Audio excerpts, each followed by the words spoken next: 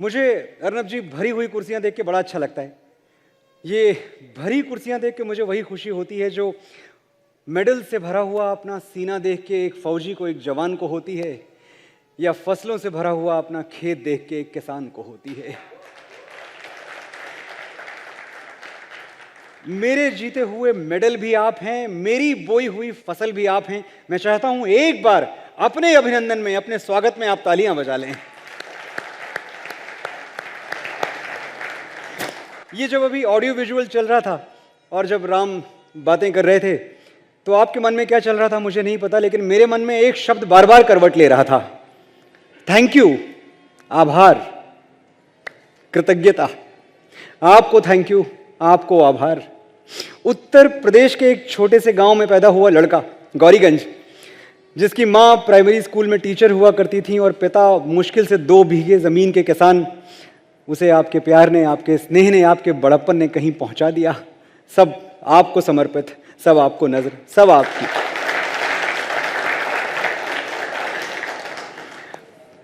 मैं बहुत बहुत आभार व्यक्त करना चाहूंगा अर्नब जी का। श्री अर्नब गोस्वामी हमारे दोस्त और हमारा गुमान, हमारा मान, और रिपब्लिक भारत का आभार कि इतना बड़ा मंच, इतना आलीशान मंच मुझे मेरे शब्दों के लिए, मेरी वाणी के लिए आपने दिया। अर्नब जी, जब ये चैनल पहली बार आया, जब पहली बार इसके हमने प्रोमोज देखने शुरू किए, रिपब्लिक भारत, तो मेरे होंठों पे एक स्माइल आई ये नाम देख के। अब आप एक न्यूज़ चैनल लेके आ रहे हैं, वो भी इस स्केल का, इतना बड़ा। आप कोई भी नाम उसके लिए सोच सकते थे, बट रिपब्लिक भारत आपका इंटेंट बताता है कि यही नाम क्यों, वाई रिपब्लिक भारत। क्योंकि जिस चीज पे हम भारतवर्ष की सबसे ज्यादा गर्व कर सकते हैं वो ये है कि ये एक फंक्शनल डेमोक्रेसी है। ये एक ऐसा लोकतंत्र है जो वाकई काम करता है। ये एक ऐसी रिपब्लिक है जिस पर हम आकाश भर अभिमान कर सकते हैं। अगर आप यहां से निकलेंगे भारत से, तो मुझे लगता है मेडिटेरेनियन कोस्ट तक आपको फंक्शनल डेमोक्रेसी नहीं मिलती, ऐसा लोकतंत्र नहीं मिलता जो वाकई काम करता है। अमेरिका अपने आप को जीवन भर कहता रहा कि भाई मदर ऑफ डेमोक्रेसी तो हम हैं, और हमने देखा जब जो बाइडेन के हाथों में सत्ता जानी थी, हस्तांतरण होना था, तो व्हाइट हाउस तक पे अटैक हो गया। हमारे यहां हर 5 साल पे, उसके पहले कितने भी वाद विवाद हो, कुछ भी हो, पर अगर सत्ताएं बदलती हैं तो बड़े प्यार से एक दूसरे के हाथ में सौंप दी जाती हैं। ये जो बड़प्पन है इस देश का, मैं समझता हूं रिपब्लिक वर्ड इसको डेनोट करता है, इसको जस्टिफाई करता है। इसलिए इस शब्द के साथ एक बड़ा गहरा रिश्ता है मेरा भी, हम सब का, हर उस व्यक्ति का जो भारत के लोकतंत्र में विश्वास करता है। और भारत, रिपब्लिक अकेला नहीं है, भारत है। भारत शब्द का अर्थ तो सबको पता है। एनसीईआरटी किताबों ने पढ़ाया हमको इंडिया, और हमने कभी नहीं सोचा कि भारत का मतलब इंडिया होता ही नहीं है।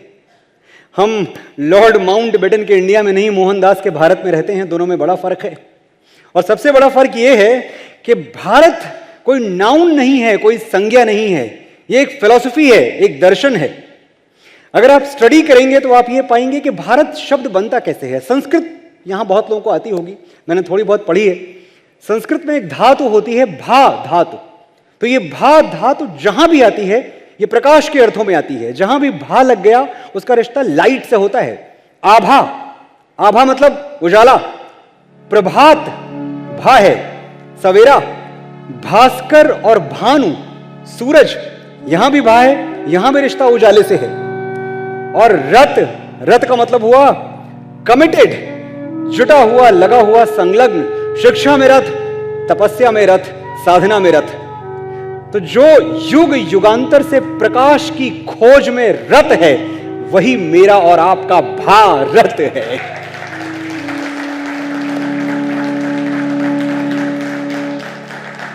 तो रिपब्लिक भारत का सीधा सा मतलब हुआ कि लोकतंत्र के उज्जवल मूल्यों में विश्वास रखने वाला एक channel, as simple as that. मुझे लगता नहीं इससे ज्यादा, इससे कम कोई परिभाषा रिपब्लिक भारत की होनी चाहिए। अर्नब जी, मैं कुछ भी बोलूं, हमारे पास कुछ मिनट्स हैं, लेकिन उसके पहले एक डिस्क्लेमर डाल दूं कि किसी भी पार्टी, दल या संगठन से मेरा कोई भी जायज या नाजायज कोई रिश्ता नहीं है। मेरी लाइफ में सिर्फ 3 प्रिंसिपल्स हैं, 3 उद्देश्य हैं जिनके लिए मैं जीता रहता हूं: सत्य, सेना और सनातन। जहां भी इन तीनों की बारी आती है वहां मैं खड़ा हो जाता हूं। और अक्सर ऐसा होता है कि जब इन तीनों की बात करो तो कहीं से आवाज आती है, अरे ये तो बीजेपी वाला है, ये तो संघ वाला, ये तो सत्य की बात कर रहा है, सनातन की बात कर रहा है, हिंदुत्व की बात कर रहा है। मैं सिर्फ सत्य सेना और सनातन वाला हूं, इसके अलावा मेरी कोई और पहचान नहीं है। सत्य इसलिए क्योंकि ये भारतवर्ष का भाव मंत्र है, सत्यमेव जयते। मैं और आप एक ऐसी रेस हैं जिन्होंने पीढ़ी दर पीढ़ी विश्वास किया है इस बात में कि सत्य परेशान हो सकता है, पराजित नहीं हो सकता। इसलिए हम सत्य के साथ हैं। सेना इसलिए क्योंकि जब मैं देखता हूं कि 23-24 साल के हमारे लड़के हमें कारगिल जीत के दे देते हैं, हंसते हंसते कफन ओढ़ लेते हैं, कॉफिन हमारे गांव में चले आते हैं, और बदले में, इस शहादत के बदले में, इस बलिदान के बदले में हमसे मांगते क्या है? कुछ नहीं मांगते, सिर्फ इतना कि ये जो पवित्र देश है इसकी मिट्टी उठा के उनके कफन पे छिड़क दी जाए। इतना सा लालच होता है। इसलिए मैं सेना के साथ खड़ा हूं। भले कच्ची उम्र में जिंदगी की शाम आ जाए, ये मुमकिन ही नहीं कि खून पे इल्जाम आ जाए। भले कच्ची उम्र में जिंदगी की शाम आ जाए, ये मुमकिन ही नहीं कि खून पे इल्जाम आ जाए। हमारे गांव में बहनें उसे राखी ना बांधेंगी, पलट के जंग से भाई अगर नाकाम आ जाए। और सनातन क्यों? क्योंकि ये दुनिया का अकेला धर्म है जो किसी को पराया नहीं मानता, जिसकी बाहें सबके लिए खुली हुई हैं। कभी हमने अपना पराया न जाना, किसी से कभी द्वेष रखा न माना। शरण में अगर शत्रु भी चल के आया तो आता है हमको गले से लगाना। न देखा कोई देश भारत के जैसा, दिया लेके हम पूरी दुनिया में घूमे। नमस्ते सदा वत्सले मातृभूमे, नमस्ते सदा वत्सले मातृभूमे। हमने पढ़ा है महोपनिषद में, अयम निजः परो वेति गणना लघु चेतसाम उदार चरिता नाम तु वसुधैव कुटुंबकम। ये मेरा है, ये तुम्हारा है, ऐसी गिनती, ऐसी गणना छोटी बुद्धि वाले, छोटे दिमाग वाले करते हैं। जिनका चरित्र उदार है, जिनका हृदय विशाल है, वो पूरी वसुधा को, पूरी धरती को अपना कुटुंब मानते हैं। जिसमें गिरती हैं सभी नदियां, वो सिंधु हैं हम। मैं आपको हिंदुत्व की परिभाषा दे रहा हूं, याद कर लीजिएगा। जिसमें गिरती हैं सभी नदियां, वो सिंधु हैं हम। सारी दुनिया को कुटुंब कहते हैं, हिंदू हैं हम। हमने सबके लिए दरवाजे खोल दिए। पूरी दुनिया में अगर कहीं कोई ठुकराया गया तो उसके लिए एक ही शरण स्थली थी, हमारा ये भारतवर्ष और इस भारतवर्ष का सनातन धर्म। फिर भी मैं देखता हूं हम ही को आंखें दिखाई जाती हैं। हर दिन तरह तरह के सवाल किए जाते हैं। मैं अक्सर ये जो बहुत सारे धरने प्रदर्शन होते रहते हैं, होने चाहिए, ये लोकतंत्र की शोभा है, लेकिन कुछ चीजें हैं जो बड़ी कॉमन हैं। एक है कि हर कोई दूसरा वहां जाके एक शेर पढ़ रहा है कि सभी का खून है शामिल यहां की मिट्टी में, और एक किसी के बाप का हिंदुस्तान थोड़ी है। ये मैं इतनी बार सुनता हूं और इतने तरीके से सुनता हूं कि मुझे लगता है आज मेरे पास मौका है, मैं इस पर कुछ बोलूं। ये देश किसी के बाप का है या नहीं, ये इस पर डिपेंड करता है कि आप अपना बाप मानते किसको हैं।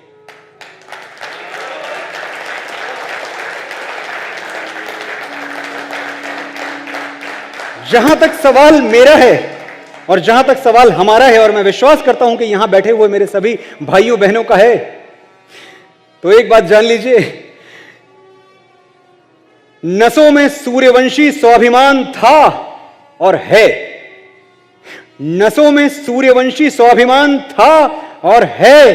सनातन से ही भगवा आसमान था और है।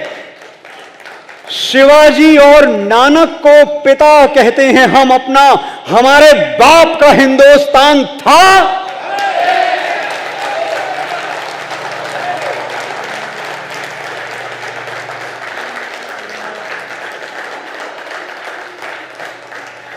हम हिंदू हैं, हिंदुत्व की अवधारणा में विश्वास करते हैं। हमारे बाप का हिंदुस्तान है और हमेशा रहेगा। You can love me for this, you can hate me for this, you can not ignore me any longer. This is it. और एक बात ध्यान रखिए, हिंदुत्व और देश प्रेम में कोई दो अलग अलग चीजें नहीं है। जितना आप स्टडी करेंगे, जितना आप अपने स्क्रिप्चर्स की तरफ लौटेंगे, आपको पता चलेगा ये दोनों एक ही चीज है। इनफैक्ट अगर इनको एक दूसरे का पर्यायवाची कह दिया जाए तो कुछ गलत नहीं होगा। अगर आप हिंदुत्व में विश्वास नहीं करते तो माफ कीजिएगा, मैं आपकी देशभक्ति पर संदेह करता हूं। अगर वंदे मातरम बोलने से आपको प्रॉब्लम है तो मुझे आपकी वफादारी पे, भारत के प्रति वफादारी पे बहुत शक है। एक तरफ भाईचारे की बात होती है, हम तो भाई हैं, गले मिले जाते हैं, और दूसरी तरफ वंदे मातरम नहीं बोलेंगे। अरे जो तोले दिल के रिश्तों को बना है वो तराजू क्या, जो तोले दिल के रिश्तों को बना है वो तराजू क्या। अगर दोनों ही भाई हैं तो फिर मैं क्या, तो फिर तू क्या। ये मिट्टी तेरी भी मां है, ये मिट्टी मेरी भी मां है, तो मां को सर झुकाने में मुसलमान और हिंदू क्या।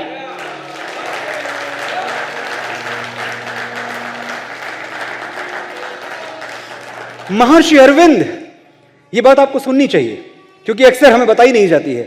महर्षि अरविंद एक बात कहते थे कि वो देश जो 3 पीढ़ियों तक अपनी संस्कृति से दूर रहता है उसकी संस्कृति का समूल विनाश हो जाता है। 3 पीढ़ियों तक, जो अलार्मिंग है, जिस बात से आपको डर लगेगा और घबराहट होगी, फिर भी मैं बताऊंगा, आपको अनकंफर्टेबल करने का रिस्क मैं लूंगा कि मैं और आप तीसरी पीढ़ी हैं। हमारी जो पिछली 2 पीढ़ियां थी वो आक्रमणकारियों से, आतताइयों से, मुगलों से, अंग्रेजों से लड़ती रहीं। उनके लिए स्वतंत्रता को संभाल लेना, स्वतंत्रता को सुरक्षित रखना बड़ा चैलेंज था। संस्कृति की तरफ वो ज्यादा काम नहीं कर पाए, ध्यान नहीं दे पाए। हम स्वतंत्र हैं, हम आजाद हैं, मुझे और आपको संस्कृति बचानी है, वरना कुछ बचेगा नहीं। अगर हम भी हार गए तो बात खत्म हो जाएगी, अंत निकट है। हमारे बच्चे जब स्कूल से आते हैं तो मैं देखता हूं कि इतना सारा सेकुलर ज्ञान लेके आते हैं। एक तो सेकुलर इस वर्ड से मुझे हमेशा प्रॉब्लम रही है। मैं बड़े गर्व से यह बात कहता रहा हूं कि मैं हिंदू हूं और मैं सेकुलर नहीं हूं।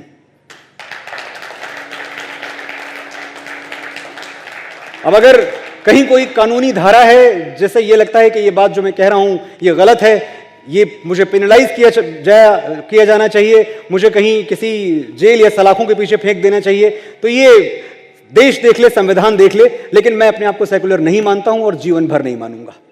ये हमारे बच्चे आते हैं, इनको कोई बताए कि स्वामी विवेकानंद कहते थे गर्व से कहो हम हिंदू हैं। कम पढ़े लिखे थे, उनको सेकुलर वर्ड नहीं पता था, वो कह सकते थे कि गर्व से कहो हम सेकुलर हैं। इतने बड़े दर्शन का व्यक्ति अगर कहता है कि गर्व से कहो हम हिंदू हैं, तो हमको समझना चाहिए इसके पीछे की अवधारणा क्या थी।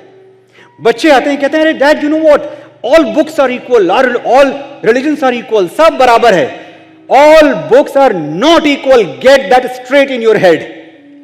1893 का एक किस्सा मैं आपको बताता हूं। स्वामी विवेकानंद अमेरिका गए हुए थे, शिकागो, सर्वधर्म संसद में भाग लेने। आपको याद होगा उन्होंने 5 शब्द बोले थे और उन 5 शब्दों पर पूरे पश्चिमी समाज ने खड़े होकर 10 मिनट तक तालियां बजाई थी। वो 5 शब्द थे, sisters and brothers of America. America समझ ही नहीं पाया कि एक भगवाधारी जो 7 समंदर पार से आया है, हम इसके लिए भाई बहन कैसे हो गए। वसुधैव कुटुंबकम, ये हम थे। तो एक दिन स्वामी जी को लगा कि बहुत दिन हो गए हमने कुछ पढ़ा लिखा नहीं है। शिकागो में एक लाइब्रेरी थी, वहां पहुंच गए। वहां लाइब्रेरियन ने, जो एक अमेरिकन लाइब्रेरियन था, उसने देखा कि ईस्ट से एक साफा पहने हुए एक भगवाधारी आया है। उसको शरारत सूझी। उसने लाइब्रेरी के एक कोने में बहुत सारे रिलीजन्स की किताबें एक दूसरे के ऊपर स्टैक करके रख दी।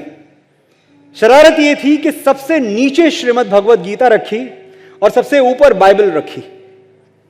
ले गया स्वामी जी को हाथ पकड़ के, बोला Swami ji I just want to know if I have stacked them in correct order, ये क्रम सही है क्या जो मैंने लगाया है। स्वामी जी ने देखा, सबसे ऊपर बाइबल, सबसे नीचे भगवद गीता। स्वामी जी ने कहा हाँ बिल्कुल सही क्रम है, ऐसा ही होना चाहिए, this is the correct order.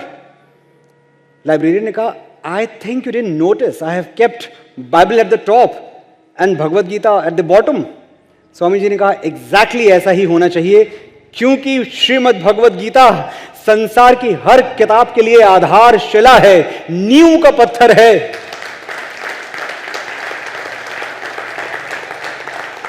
ये बाइबल अगर ऊपर से गिर गई, नीचे की किताबों को कोई फर्क नहीं पड़ेगा, लेकिन भगवद गीता जरा सी खिसक गई तो सारी किताबें गिर जाएंगी, सारे दर्शन गिर जाएंगे, सारे अध्यात्म गिर जाएंगे, सारे धर्म गिर जाएंगे। यह भी हो सकता है कि दुनिया ही गिर जाए। All books are equal? No sir, they are not. Choose the right narrative. Problem क्या है कि इतनी सारी हवाएं बह रही हैं, इतने सारे तरीके से रीलें बना के हमें दिखाई जा रही हैं। एक सिंपल, मेरा काम यह है कि मैं आपको सिंप्लीफाई करके ऑप्शन दूं आपको। आप सब फ्री थिंकर्स हैं, आपको किसी के कहने पे चलने की कोई जरूरत नहीं है। मैं आपके इंटेलेक्ट की इतनी इज्जत करता हूं कि आप मेरे कहने पे नहीं चलेंगे, लेकिन जो मैं बात कहूंगा उसका एक रिसर्च, उसको इन्वेस्टिगेट तो जरूर करेंगे। इतना तो मैं आपसे उम्मीद रखता ही हूं। सही नैरेटिव आप चुने।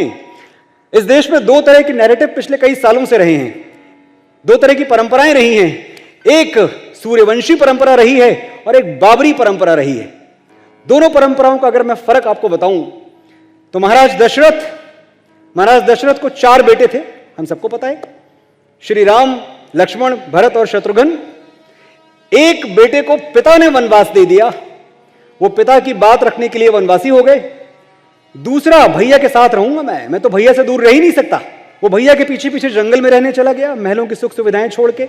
तीसरा, शत्रुघ्न, अन्न जल त्याग दिया कि जब तक हमारे भैया लौट के अयोध्या नहीं आए मैं एक दाना अन्न का ग्रहण नहीं करूंगा। और भरत चले गए चित्रकूट अपने भाई को मनाने। जब भाई नहीं आए तो एक थाली में उनकी खड़ाऊं ली और वो खड़ाऊं सर पे रख के वापस अयोध्या ले आए। ये है सूर्यवंशी परंपरा। दूसरी तरफ देखिए जो बाबरी परंपरा है, शाहजहां को भी 4 बेटे थे, दारा, शुजा, मुराद, औरंगजेब। हिस्ट्री लेसन्स हैं। तख्ते ताऊस के लिए औरंगजेब ने अपने पिता को शाहजहां को कैद खाने में डाल दिया, 3 भाइयों का कत्ल करवा दिया और इस पर भी चैन नहीं मिला तो एक थाली में दारा का सर सजाया और वो तोहफे में शाहजहां को कैद खाने में भेंट कर दिया। आपके सामने मेरे बच्चों, मेरे दोस्तों, मेरे भाइयों, 2 थालियां रखी हुई हैं। एक थाली में भगवान श्री राम की खड़ाऊं है और दूसरी थाली में औरंगजेब का काटा हुआ सर। आप कौन सी थाली लेके अपने घर जाओगे, आपकी मर्जी, आप चुन लो।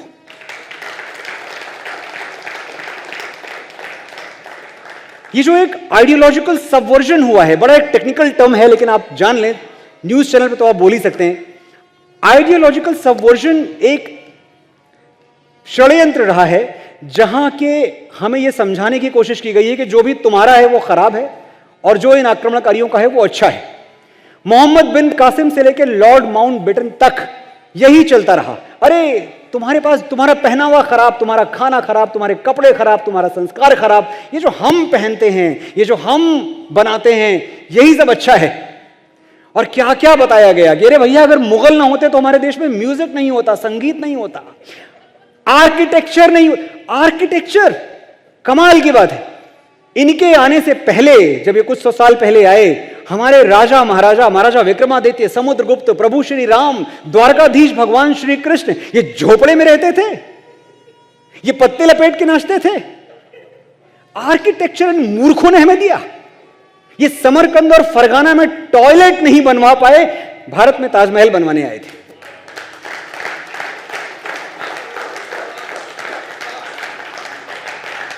और वो ताजमहल, उसको प्यार की निशानी, देखिए सिनेमा ने, मेरे सिनेमा ने यह भी किया कि लेफ्टिस्ट लिटरेचर ने और लेफ्टिस्ट सिनेमा ने ताजमहल को पता नहीं किस एंगल से वो मोहब्बत की निशानी है, अय्याशी की निशानी जरूर है।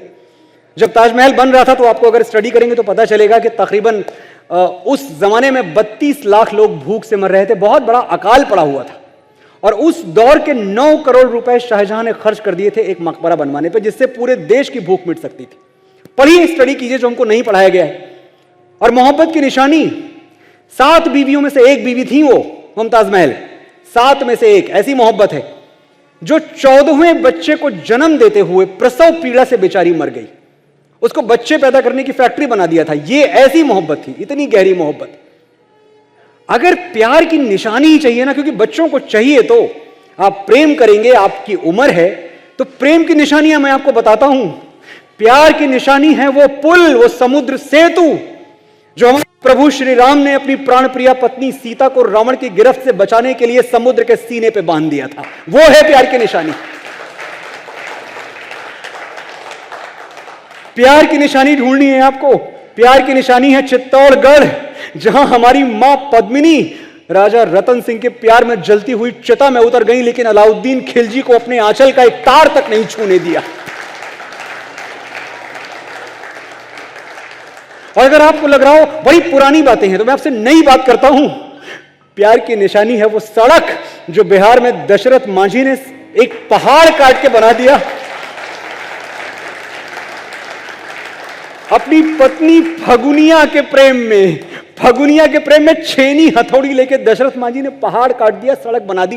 प्यार की निशानी, ये फिक्शनल झूठी कहानियां, इनमें विश्वास मत करिएगा। बड़ा नुकसान हो गया है हमारा, कई सालों से नुकसान होता रहा है, मुझसे अब बर्दाश्त नहीं होता। ये कहते हैं गिनती तो हमने आपको सिखाई, इन्होंने कितनी बेशर्मी से अरेबिक न्यूमरल बोल दिया हमारी गिनती को। ये अरेबिक न्यूमरल 1500 साल पहले ना अरब का पता, ना उनके न्यूमरल्स का पता, ना उनके दर्शन का पता, ये अरेबिक न्यूमरल हो गया। बताइए 7500 साल पहले चैत्र मास की 9वीं तिथि को भगवान श्री राम का जन्म हुआ, ये लिखा हुआ है वाल्मीकि रामायण में।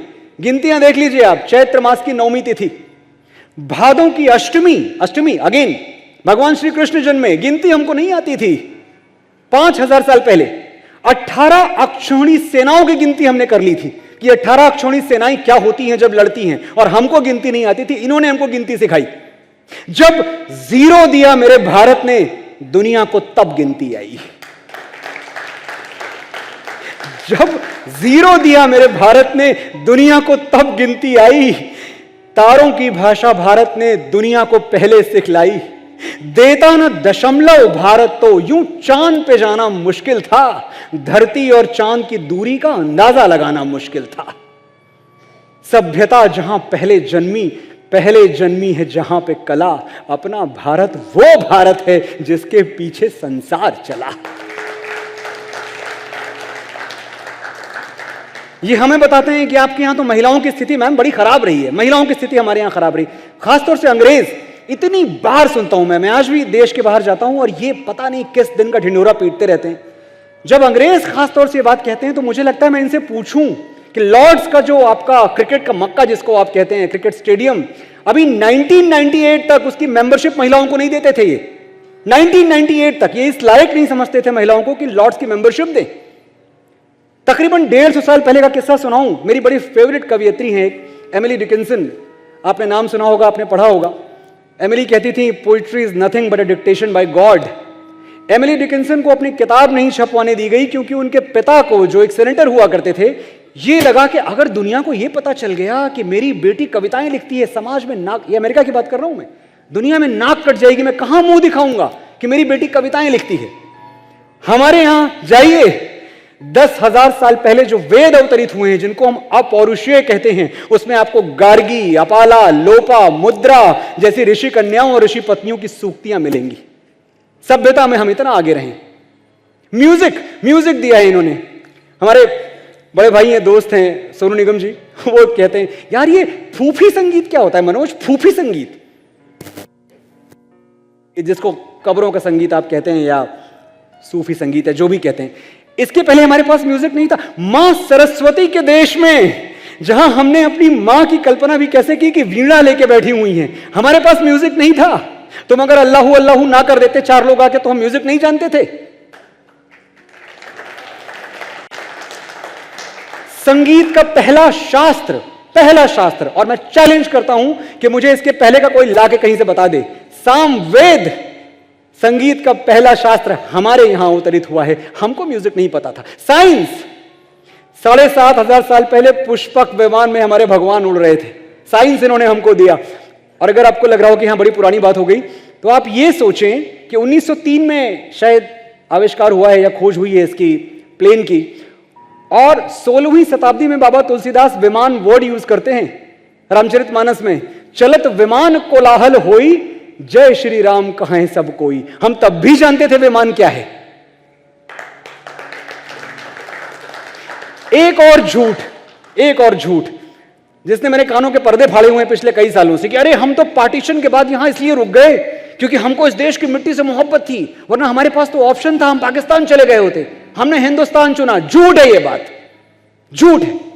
कुछ मेरे मुसलमान भाइयों के लिए सच है, मुट्ठी भर है, गिनती के हैं, उनके सम्मान में, उनकी इज्जत में मेरा सर झुका हुआ है, लेकिन ज्यादातर के लिए झूठ है।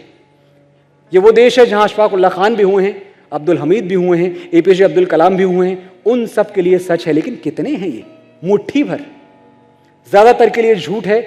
ये इस देश में आउट ऑफ पेट्रियोटिज्म नहीं, आउट ऑफ ओनरशिप रुके थे। इनको ये लगता था कि हमारे आकाओं ने, हमारे बाप दादों ने, मुगलों ने इस देश को जूते की नोक पे रखा है, हम भी रखेंगे, हमारा भी नंबर आएगा, इसलिए रुके थे आप। गजवाए हिंद कोई फिक्शन नहीं है, स्टडी करिए पता चलेगा।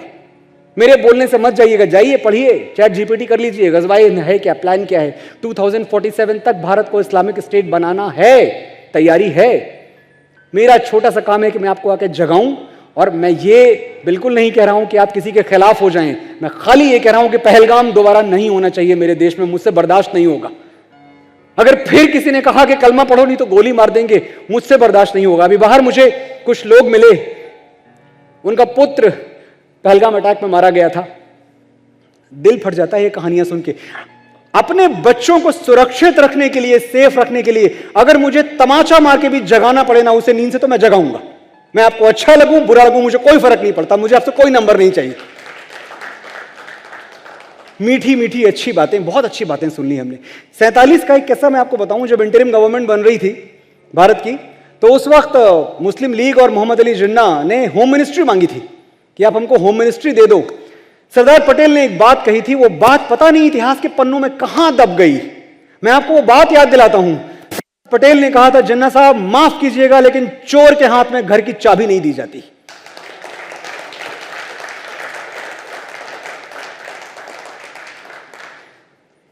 मेरी कोई दुश्मनी किसी रिलीजन से नहीं है, मैं अपने रिलीजन में, अपने धर्म में बड़ा खुश हूं, लेकिन जो गलत प्रैक्टिसेस हैं उनको एक्सपोज करना ही पड़ेगा।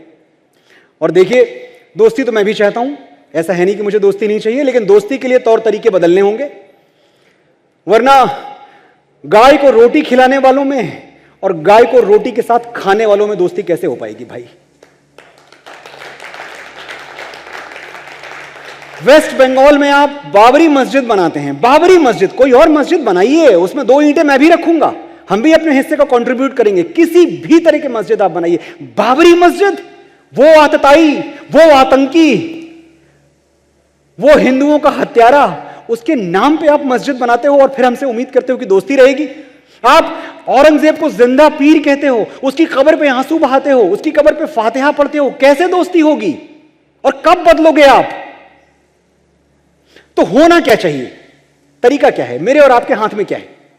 सबसे पहली चीज तो यह कि हम झुकेंगे नहीं, हम नहीं झुकेंगे तो नहीं झुकेंगे, और ना हमारा भगवा झुकेगा। एक किस्सा मुझे याद आता है इमरजेंसी का। इमरजेंसी के दौरान हमारे भारत रत्न पंडित अटल बिहारी वाजपेयी जी बेंगलुरु की एक जेल में बंद थे। एक दिन उनको कमर में बड़ा भीषण दर्द उठा, तो उनको दिल्ली ट्रांसफर किया गया किसी हॉस्पिटल में। डॉक्टर आए, डॉक्टर ने मुआयना किया, बोले अरे पंडित जी कोई खास बात नहीं है, मोच आ गई है, लगता है आप झुक गए थे। अटल जी दर्द से, पीड़ा से करा रहे थे, पर कराते कराते बोले, डॉक्टर साहब ये कहिए मुड़ गए थे, क्योंकि झुकना तो हमको आता ही नहीं।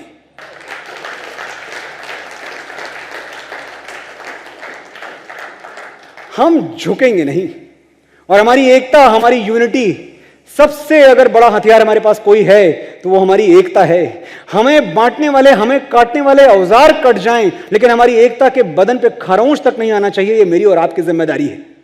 और एकता का साइंस क्या है, व्हाट इज यूनिटी। 1 और 1 मिलकर 2 हो जाएं, ये गणित है।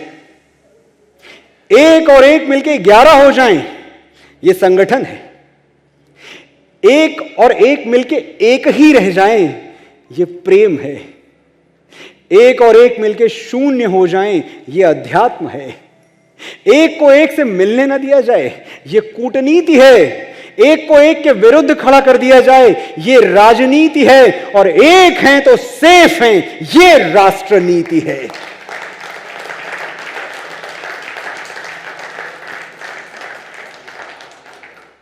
एक जरा सी बात में हमारी एकता, हमारी यूनिटी कॉम्प्रोमाइज हो जाती है। मैं देख रहा हूं अयोध्या में जो कुछ हुआ, उसके लिए हम भगवान श्री राम को दंडित क्यों कर रहे हैं। चोरी हुई है भगवान के घर में, पकड़िए चोरों को, दंडित कीजिए, मैं आपके साथ हूं। लेकिन लोगों ने अयोध्या जाना छोड़ दिया है। मैं देख रहा हूं सन्नाटा पसरा हुआ है अयोध्या के गलियारों में, सन्नाटा, परफेक्ट साइलेंस। भगवान श्री राम का क्या कसूर है, उनकी क्या गलती है, आपने वहां जाना क्यों छोड़ दिया। और आप भूल गए कि अयोध्या का जो मंदिर है, it is not just another temple. ये 500 वर्षों के बलिदान का साक्षी है। वो मंदिर ऐसे ही नहीं बन गया है। 500 वर्षों से इस देश का हिंदू पहले बादशाही दरबारों और फिर अदालतों के चक्कर काट रहा था। ये सिद्ध करने के लिए कि बाबर से पहले राम हुए थे हुजूर, कलयुग से पहले त्रेता आया था जिल्ले इलाही। ये समरकंद और फरगाना तो बहुत बात की बात है सरकार, पहले अयोध्या बसी थी और मीलॉर्ड बाबर नामा से 7000 साल पहले हमारे ऋषि श्री वाल्मीकि ने रामायण लिखी थी। ये सिद्ध कर रहे थे हम ऑब्जेक्शन ऑब्जेक्शन बोल के गिड़गिड़ाते रहे, वो ओवर रूल्ड बोल के ठुकराते रहे। चलो कोई बात नहीं, बाबरों और औरंगजेबों और अंग्रेजों के जमाने में हमारे साथ अन्याय हुआ, हमारे श्री राम के साथ अन्याय हुआ, वो तो गुलामी के दिन थे, अपने बस में था ही क्या। लेकिन आजादी के बाद भी हम श्री राम को आजाद नहीं करवा पाए। 1950 में संविधान बन गया, संविधान में आपने देखा होगा धनुष धारण किए हुए प्रभु श्री राम का चित्र अंकित हो गया, लेकिन राम को अपनी जन्मभूमि फिर भी वापस नहीं मिली। हमारे बापू जीवन भर राम राज्य का सपना देखते रहे, मरते वक्त भी उनके होठों पे एक ही नाम था, हे राम। उन्हीं बापू के देश में सत्ताएं महलों में राज करती रही और राम को एक झोपड़ी तक नसीब नहीं हुई। हमने वो सूरज अंधेरे में फेंक दिया जिसने पूरी सृष्टि को उजाले में रखा। कैकेयी ने तो सिर्फ 14 वर्ष का वनवास दिया था, हमने आजादी के बाद 70 सालों तक राम को ताले में रखा। इतिहास उठा के देखिए, दुनिया के किसी भी देश में 100 करोड़ लोगों की आस्था और आराध्य के साथ ऐसा खिलवाड़ न कभी देखा गया न सुना गया। और जैसे इतना काफी नहीं था, अयोध्या में सत्ता की निरंकुश गोलियों ने कार सेवकों के खून से मां सरजू का पानी लाल कर दिया। राम भक्तों की हत्या, उनका वध उस नगरी में हुआ जिसे अवध कहा जाता था।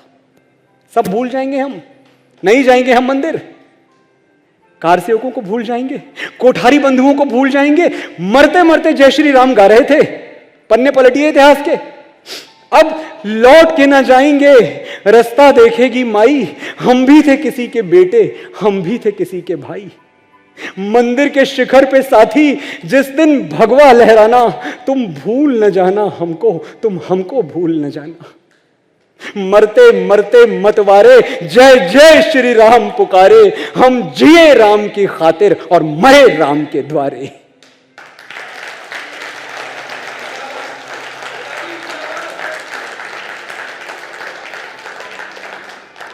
जो अपराध हुए हैं, मैं अदालतों से, मैं सरकार से, मैं ब्यूरोक्रेसी से हाथ जोड़ के विनती करता हूं, एक एक अपराधी को पकड़िए, दंडित कीजिए, लेकिन मेरे प्रभु श्री राम को इसका दंड न दीजिए।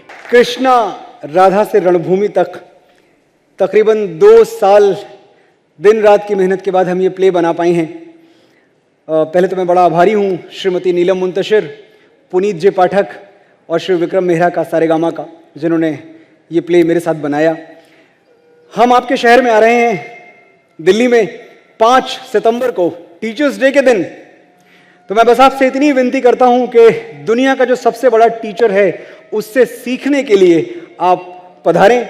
हम यशोभूमि में ये शो कर रहे हैं। मुझे आप सबका इंतजार रहेगा और मैं चाहता हूं जिन लोगों तक मेरी आवाज़ जा रही है, हम 22 और 23 अगस्त को इंदौर में भी हैं, आप ये प्ले देखने ज़रूर आएँ। और क्यों आएँ? क्योंकि भगवान श्री कृष्ण ने एक बात कही थी हमसे, सर्वधर्मान परित्यज्य माम एकम शरणम व्रज। दुनिया के सारे रास्ते त्याग के मेरी शरण में आओ, तुम मेरी शरण में आओ, तुम्हारे जीवन का रथ विजय रेखा के पार मैं लेके जाऊंगा। बड़े बड़े ऋषियों ने कहा, यतो कृष्ण ततो जया, जहां कृष्ण है वहीं विजय है। सोच के देखिए ये बात कितनी गहरी है, कितनी सच है और कितनी सार्थक है।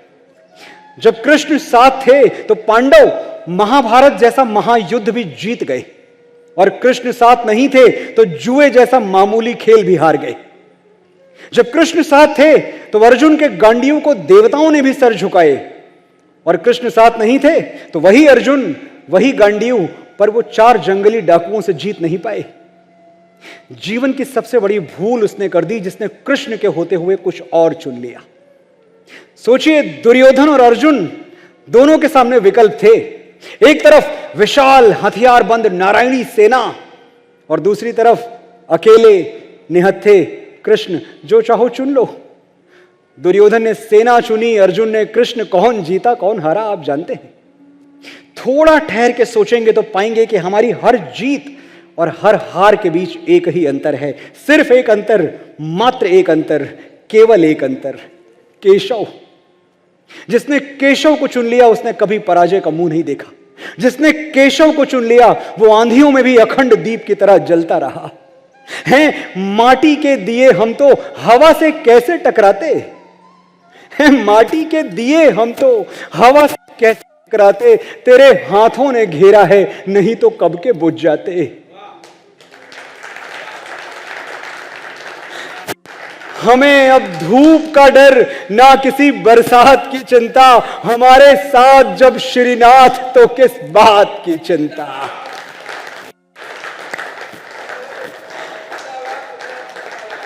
5 सितंबर दिल्ली आपकी प्रतीक्षा रहेगी मुझे। आपने बड़े धैर्य से सुना, बड़े ध्यान से सुना। बहुत आभार आपका, बहुत आभार।